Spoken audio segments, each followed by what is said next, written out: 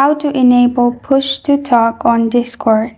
Hi everyone, I'm here to assist you today. Without any delay, let's jump right in.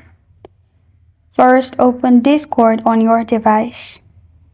Then, click on You at the bottom right corner of your screen, which will open your profile.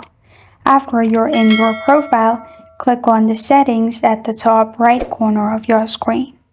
After you click on it, you'll find different options. Simply scroll down in here and click on Voice, which is below App Settings. After you click on Voice, here click on Input Mode. Then at the bottom, click on Push to Talk. After you click on Push to Talk, you're good to go. It has been enabled. This is how to enable Push to Talk on Discord. Thank you for joining me today. If this video helps you out, please leave a like and subscribe for more. Got a question or want to suggest a topic? Comment below. Thank you for watching.